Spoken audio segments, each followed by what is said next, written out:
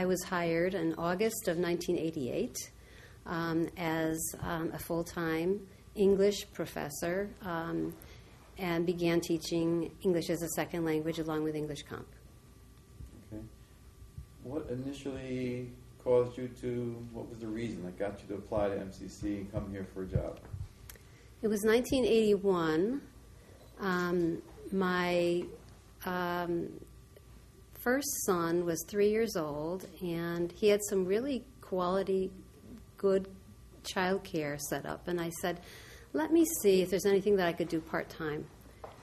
Someone in my neighborhood mentioned, she knew I had a teaching degree. I had been at previously high schools throughout the area. Right. Someone said, you can go over to MCC. I said, oh, MCC? I said, I'm not a college professor. I'm not. It's not something that I was intimidated at that point. She said, oh, just go over. And I walked in. Literally, I walked in to I didn't even know where to go. I walked into Faculty East. The first person I saw was Alden Bucher, because it happened to be the head of humanities. Right. And I said to him, I don't even know if I'm in the right place, but I'm looking for a part-time job teaching. He said to me, you've come to the right place. What do you teach? Those days were different. What do you teach? And I said, I can teach English as a second language. I can teach Spanish. I can teach composition. He said, do you know something? He says, we have a woman who's leaving on sabbatical, and we need a Spanish teacher. And it was Toby Tamarkin. And Toby happened to have a sabbatical. I had never met her. She wasn't even on campus that day. And he said, sit down and fill out this application. I filled out the application. And the next day he called me and said, you're hired. You start next Tuesday. So that was the whole hiring process. That was the whole hiring process. Now, that was for a part-timer. Right. And in those days, there was no program for part-timers. They basically gave you the book, and they told you where the classroom was. And that's where I went. Yeah. And that's where I headed. And, of course, I walked into Toby's classroom, and I started teaching Spanish. And Toby had contacted me to say that I could definitely use her office while she was away. And, if you remember Faculty East, where the walls never went to the ceiling. So, of course, who is my next-door neighbor but John Gustafson? The first person I meet on the MCC campus. He said to me, I could hear him over it, and he said, are you new here? I said, yes. He says, I'm here to help you with all your educational concerns. I said, oh, who are you? And he introduced himself. And, of course, if you know John, you know John. Mm-hmm.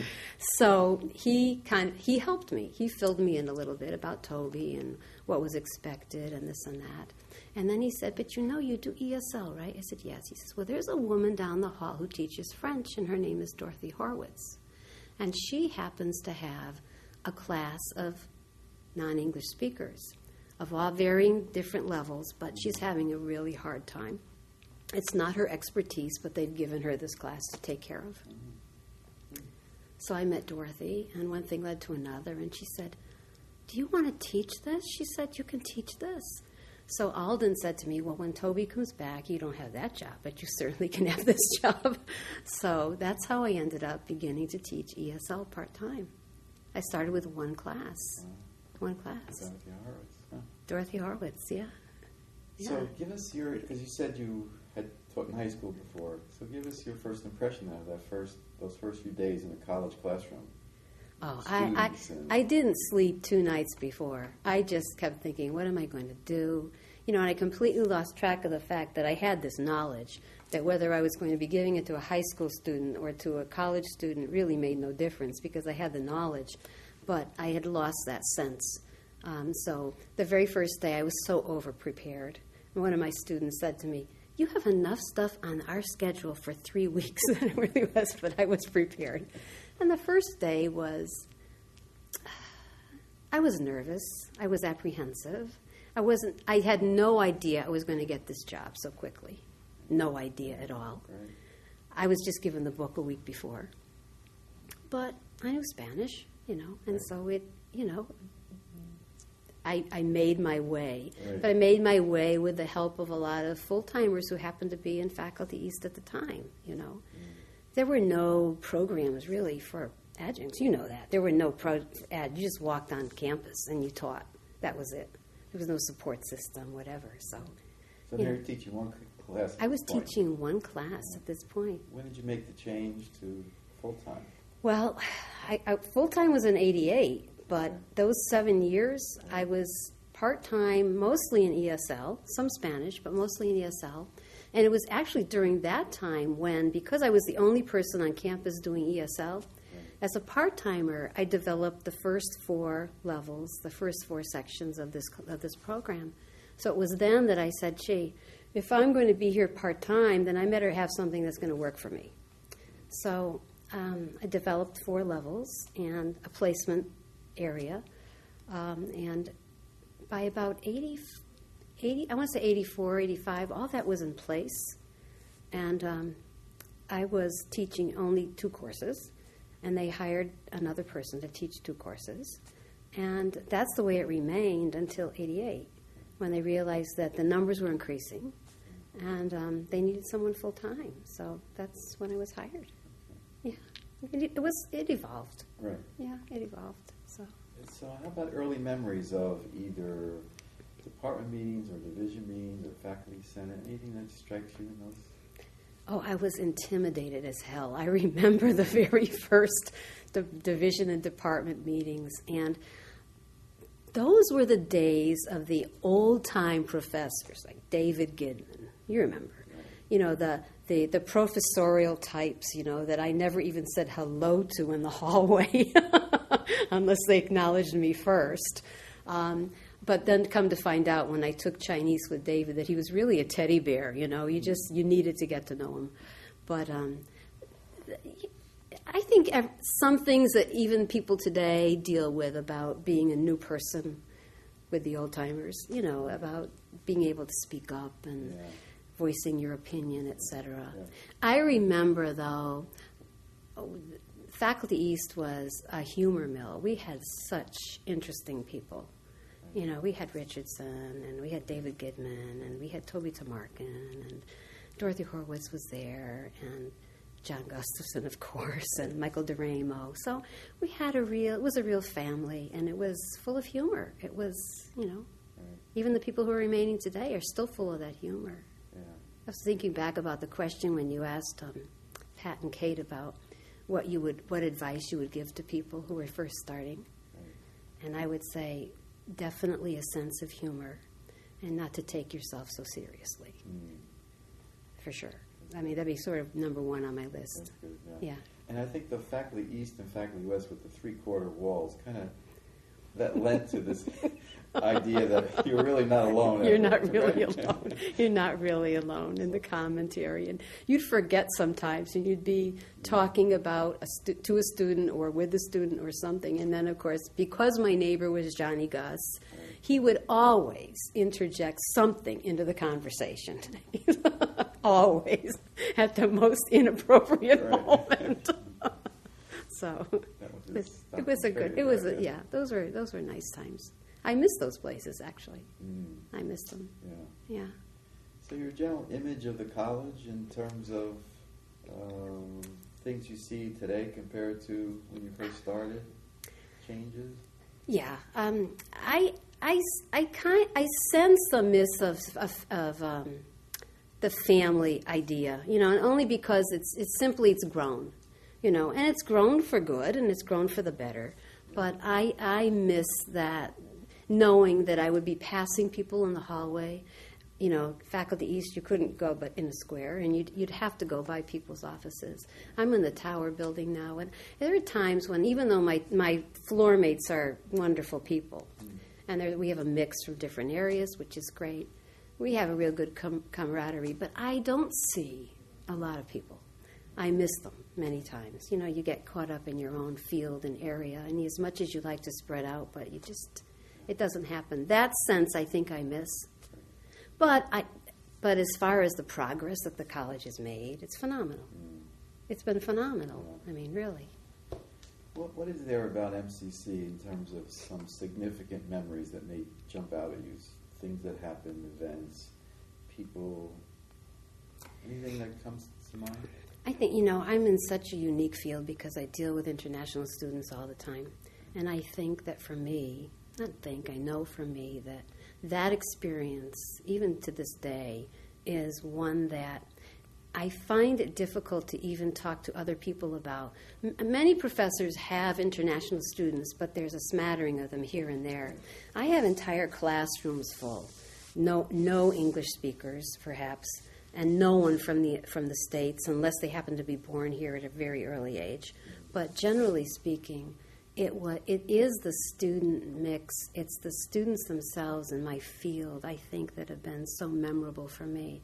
I've learned so much from them, as who I am as an American, as someone from this culture, and then I look at the survivors who are in my classrooms, and they are survivors in many respects, and they're doing it in another language. They're surviving in another language, and I think for me, there are so many memories of students, I think, that come forth.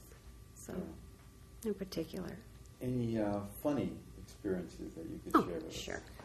Besides the sense of humor. Funny experiences, yes.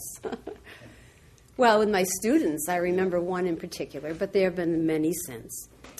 I was teaching one day idiomatic expressions in English, things like go jump in a lake, and things that need interpretation, because if you did them literally, you would look stupid. Right.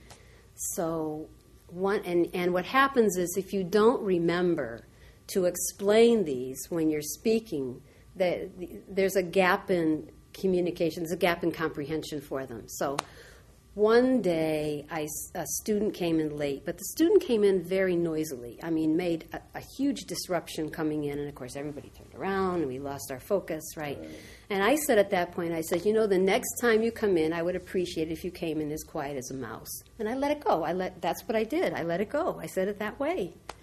And wouldn't you know, the next day, this same student was late, and I hear this little tap on the door. But the door is open. So it's open about this little tap on the door. And the door opens, and I see nobody there because the student is on the floor, crawling in along the wall to the nearest seat, and took it for granted. And of course, I made the point that we were all disrupted again because everybody was looking at this creature coming in the classroom. But there have been many. Yes. Anyone, either student or colleague, that has made some lasting impression on you? Oh, yes. The first one who comes to mind is, without naming her, a Bosnian girl who came from Bosnia, whose mother died giving her birth. Her father raised her in Bosnia until the age of about 8 years old. And at that point in her life, the war in Bosnia had started. She was at home with her father one evening, and there was an air raid, and they were taking shelter. And they only had they didn't have a basement, they had only one little corner to which they went. And the house was bombed. And literally, she said, from what she remembers, her father disappeared in that bomb. She was left standing. The father was disappeared. And so she was then picked up by an uncle or aunt who lived nearby after the house was destroyed. They took care of her for the next 4 or 5 years. And then they were killed in the war. And she was sent to sort of like an orphanage type situation, and finally was sponsored by a family in the United States. And she came, and she was by that time, I want to say in her early 30s, and she said that, probably early 20s, and she came to, and her family enrolled her at MCC. And the very first day in class, I always have my students write something about who they are and where they're from. And she never mentioned any of this until I saw something in her writing that spoke of some sort of trauma. She didn't elaborate. And she finally came after class, and she was an excellent student. She did everything perfectly. She was wonderful, and her English improved greatly. And she came to me one day, and I said to her, I said, not that I'm prying, I said, but you have such a great work ethic, and you have such a feel for the language, and you've taken to the culture and the people. And so she shared with me her story, and I looked at her and I said, how can you even do this when you think about your past? And you know what she said to me? She said to me, nothing is as bad as where I came from. Nothing could ever be as bad as what happened to me. And there she is. I mean, she's like a shining example for anybody who says they can't do something or don't want to do something. And there she is. And she's flying. She's on her way. Definitely. But I have a dozen stories like that. Yeah. Amazing. Yeah, it's amazing. Yeah, amazing. So. How about an accomplishment?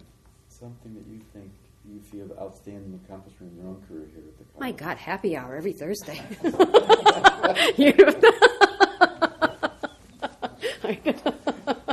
No, I'm only kidding. That's one of many. Yeah.